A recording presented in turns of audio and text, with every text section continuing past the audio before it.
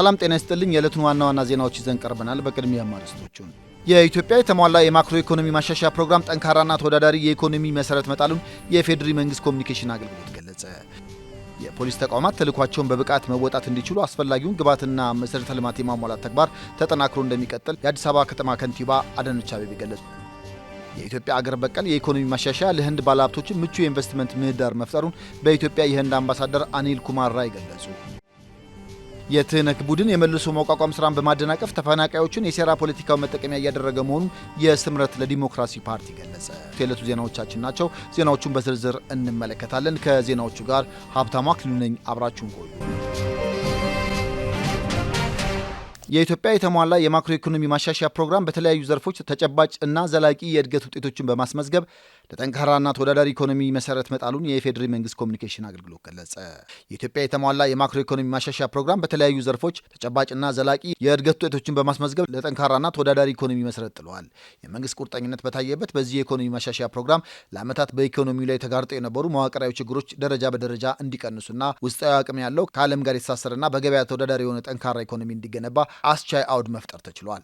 የኢኮኖሚ እድገቱ በላቀ ደረጃ እንዲፋጠን በተለይ የዋጋ ግሽበትን በማረጋጋት የውጭ ምንዛሬ ክምችቶችን በማሳደግ ተኪ ምርቶችን በማበረታታትና አዳዲስ የኢንቨስትመንት ፍሰቶችን በመሳብ ረገድ በእስካሁኑ ጉዞ ጉልህ ስኬቶችን አስመዝግበዋል።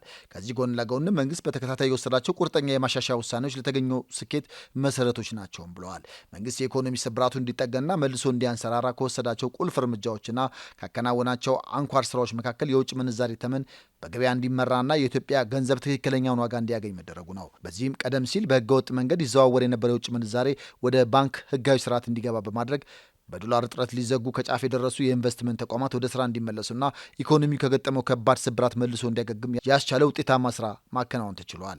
ሌላው መንግስት ካከናወናቸው ቁልፍ ተግባራት የሚጠቀሰው የውጭ ዕዳ ሽግሽግ ስረዛ እንዲደረግ የተሳካ ድርድር ማድረጉ ነው። በዚህም ኢትዮጵያ ቀደም ሲል የወሰደቻቸው ብድሮች ከፍተኛ ወለድ የሚከፈልባቸውና በአጭር ጊዜ የሚከፈሉ ኮሜርሻል ሎን በመሆናቸው ሀገርን ከባድ ፈተና ውስጥ ከተው ቆይተዋል። ይህን ችግር ለመቅረፍ መንግስት ከአበዳሪ ሀገራትና ከፋይናንስ ተቋማት ጋር ባደረገው ስኬታማ ድርድር $4.5 ቢሊዮን የሚጠጋ የዕዳ ሽግሽግ ማድረግ ተችሏል። በዚህም አገሪቱ ለውጭ ዕዳ መክፈያ ስትጠቀምበት የነበረው ሀብት የሀገር ውስጥ የውጭ ምንዛሬ ክምችትን ለማሳደግና በመላ ሀገሪቱ እየተከናወኑ ላሉ የልማት ስራዎች እንዲውል እድል ፈጥሯል። የፋይናንስ ተቋማትንም በእጅጉ አጠናክረዋል። ከሁሉም በላይ የተሟላ የማክሮ ኢኮኖሚ ማሻሻያ ተግባራዊ ያስገኘው ውጤት የውጭ ቀጥታ ኢንቨስትመንት ፍሰት ግልጽና ሊተነበይ የሚችል የምንዛሬ ስርዓት መፈጠሩ ነው።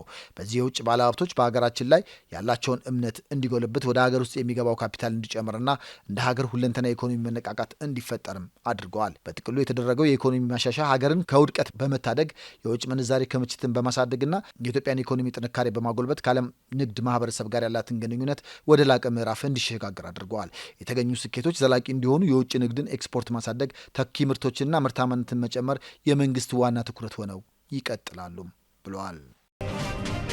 የፖሊስ ተቋማት ተልዕኳቸውን በብቃት መወጣት እንዲችሉ አስፈላጊውን ግብዓትና መሰረተ ልማት የማሟላት ተግባር ተጠናክሮ እንደሚቀጥል የአዲስ አበባ ከተማ ከንቲባ አዳነች አቤቤ ገለጹ። ከንቲባ አዳነች አቤቤ በአዲስ አበባ የተገነቡ 32 የፖሊስና የእሳት አደጋ ተቋማት ፕሮጀክቶችን መርቀው ስራ አስጀምረዋል።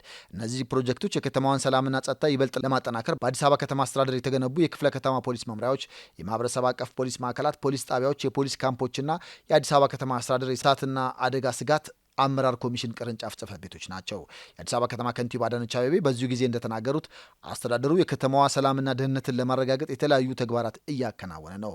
እነዚህ ተግባራት የከተማዋን ሰላምና ጸጥታ ይበልጥ ለማጠናከር የሚያስችሉ እንደሆነም ተናግረዋል።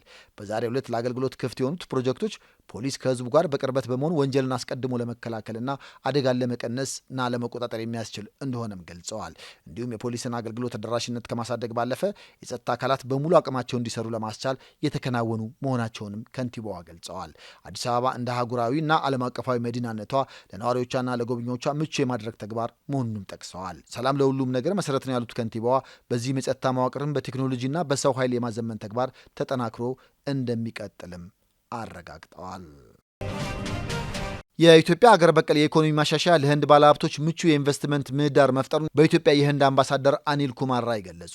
ኢትዮጵያ ለህንድ አልሚ ባለሀብቶች ምቹ የልማት ከባቢ የፈጠረች ሀገር መሆኗንም በተለያዩ የኢንቨስትመንት አማራጮች የተሰማሩ የህንድ ባለሀብቶች ተናግረዋል። በኢትዮጵያ የህንድ አምባሳደር አኒል ኩማር ራይ ለኢዜአ እንዳሉት በኢትዮጵያ ከፍተኛ ኢንቨስትመንት ካላቸው ሀገራት መካከል ህንድ ከግንባር ቀደምቶቹ አንዷ ናት። በዚህም የህንድ ባለሀብቶች ኢትዮጵያ ትኩረት በሰጠቻቸው የጤና፣ የግብርና፣ ጨርቃጨርቅና ሌሎች መስኮች 5 ቢሊዮን የአሜሪካን ዶላር የሚደርስ ኢንቨስትመንት እንዳላቸውም ተናግረዋል። በቀጣይም የህንድ ባለሀብቶች የኢትዮጵያን የኢንቨስትመንት እድል በመጠቀም በስራ እድል ፈጠራና ምርታማነት ላይ በስፋት እንዲሳተፉ በትኩረት እየተሰራ እንደሚገኝ አንስተዋል። የህንድ አልሚ ባለሀብቶች በኢትዮጵያ ያላቸው የኢንቨስትመንት ልማት በርካታ ኢትዮጵያውያን በስራ እድል ፈጠራና በዲጂታላይዜሽን የቴክኖሎጂ ሽግግር ጉልህ አስተዋጽኦ እያበረከተ መሆኑን አስረድተዋል። በኢትዮጵያ ተግባራዊ የሆነው ሀገር በቀል የማክሮ ኢኮኖሚ ማሻሻያ መርሃ ግብር ለህንድ ባለሀብቶች የኢንቨስትመንት ፍሰት ምቹ ምህዳር መፍጠሩንም አብራርተዋል።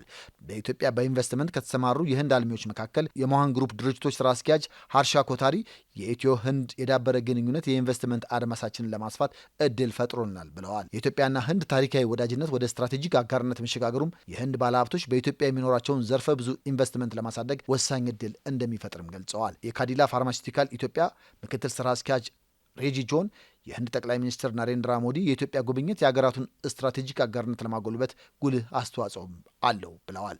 የጠቅላይ ሚኒስትሩ ጉብኝትና የኢትዮጵያ የማክሮ ኢኮኖሚክ ማሻሻያ የሀገራቱን የንግድና ኢንቨስትመንት ትብብር በማሳደግ የህንድ ባለሀብቶችን የኢንቨስትመንት ፍሰት እንደሚያሳድግም ገልጸዋል።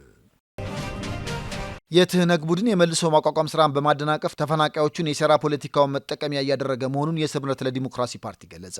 የስምረት ዲሞክራሲያዊ ፓርቲ የምክር ቤትና የሚዲያና ኮሚኒኬሽን ዘርፍ አባል ጣዕመ አረዶም ከኢዜአ ጋር ባደረጉት ቆይታ እንደገለጹት በትግራይ ውስጥ የሚንቀሳቀሰው ህገወጥ ቡድን ተፈናቃዮች ወደ ቀያቸው ተመልሰው እንዳይቋቋሙ እንቅፋትን ፈጥረዋል። ተፈናቃዮችንም የሴራ ፖለቲካው መጠቀሚያ እያደረገ መሆኑን ተናግረዋል። ህገወጥ ቡድኑ ለፖለቲካ ትርፍ ሲል በተፈናቃዮች ስም እንደሚነግድ አመልክተው ተፈናቃዮችን በማስፈራራትና ችግር ውስጥ በማስገባት ለረሃብ እየዳረገ መሆኑን ጠቁመዋል። በተጨማሪም ህገወጥ ቡድኑ ለተፈናቃዮች የሚላከውን እርዳታ በመቀማት ለፖለቲካ ዓላማ እያዋለው እንደሚገኝ አመልክተው መብታቸውን የሚጠይቁትን ደግሞ እያስፈራራ ጉዳት እያደረሰባቸው መሆኑን ተናግረዋል።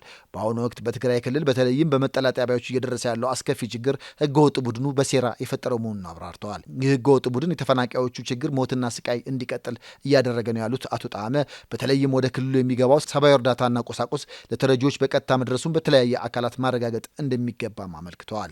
ህገወጥ ቡድኑ የሴራ ፖለቲካውን ለማራመድ ሲል በጭካኔ በትግራይ ችግር እንዲቀጥል እያደረገ መሆኑንም አንስተዋል። የፌዴራል መንግስት በመጠለያ ጣቢያዎች ለተፈናቃዮች እያደረገ ያለውን ሁለንተናዊ ድጋፍ አጠናክሮ መቀጠል እንዳለበትም ተናግረዋል። ዜናዎቹ ጋር ሀብታሙ አክሊሉ ነበርኩኝ። ሰላም።